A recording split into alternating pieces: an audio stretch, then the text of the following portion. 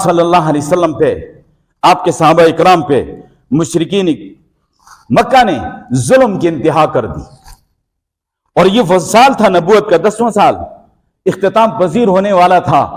آپ کی اہلیہ محترمہ ام المؤمنین حضرت خدیجہ الکبریٰ رضی اللہ تعالی عنہ وفات پا گئی تھی، جنہوں نے ہر موقع پہ پیارے محبوب صلی اللہ علیہ وسلم کا ساتھ دیا۔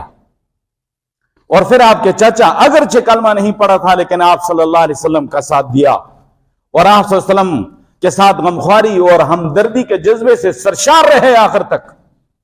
وہ بھی فوت ہو گئے۔ آپ صلی اللہ علیہ وسلم نے اس سال کو عام الحزن فرمایا، یہ غم کا سال ہے، پے در پہ آپ پہ صدمہ آتا ہے۔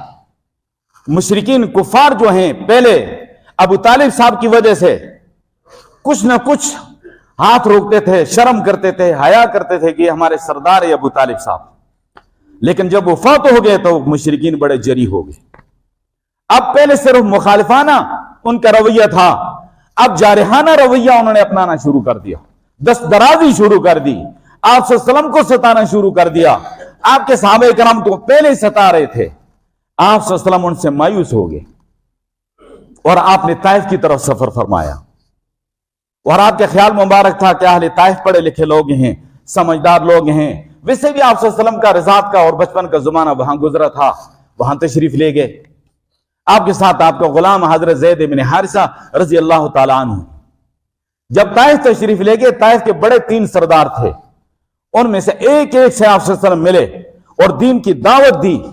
ان لوگوں نے آپ صلی اللہ علیہ وسلم کی اس دعوت کو ٹھکرا دیا، اور صرف ٹھکرایا نہیں ہے بلکہ انہوں نے اتنی گھٹیا حرکت کی کہ اوباش قسم کے لونڈوں کو پیارے محبوب صلی اللہ علیہ وسلم کے پیچھے لگا دیا، اور وہ سیٹیاں بجاتے اور تالیاں بجاتے اور آپ صلی اللہ علیہ وسلم پہ پتھراؤ کرتے، یہاں تک کہ آپ صلی اللہ علیہ وسلم کے ساتھ حضرت زید بن حارثہ کبھی دائیں ہوتے ہیں، کبھی بائیں، کبھی آگے، کبھی پیچھے، لیکن آپ صلی اللہ علیہ وسلم بھی جو ہے زخمی ہو گئے، حضرت زید بن حارثہ بھی زخمی ہو گئے، جسم مبارک خون سے بھر گیا، اور خون بہتے بہتے جوتے مبارک تک پہنچ گیا۔ تفصیلی واقعہ ہے۔ اللہ کو اپنا دین کتنا محبوب ہے، اللہ کو اپنا قرآن کتنا محبوب ہے، جس دین کی خاطر، جس قرآن کی خاطر اور شریعت کی خاطر اپنے پیارے محبوب صلی اللہ علیہ وسلم کو، آپ صلی اللہ علیہ وسلم کو اتنی بڑی قربانی دینی پڑی اور اتنا ستایا گیا۔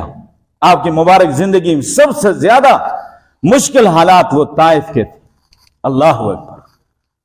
وہ نقشہ کسی نے کھینچا، وہ ابر کرم جس کے سائے کو گلشن بھی ترستے تھے، وہ ابر کرم جس کے سائے کو گلشن بھی ترستے تھے، وہاں طائف میں ان کے جسم پر بھی پتھر برستے تھے۔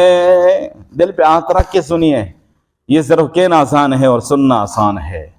وہاں طائف میں ان کے جسم پر بھی پتھر برستے تھے، حضور مسلسل آنے والے پتھروں کی چوٹ سہتے تھے، حضور مسلسل آنے والے پتھروں کی چوٹ سہتے تھے، لیکن آقا پھر بھی ان کو ہدایت کی دعا دیتے تھے۔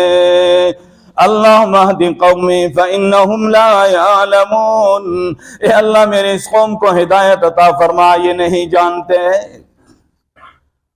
اللہ اکبر فرماتے، الہی تو کرم فرما کو سارے طائف کے مکینوں پر،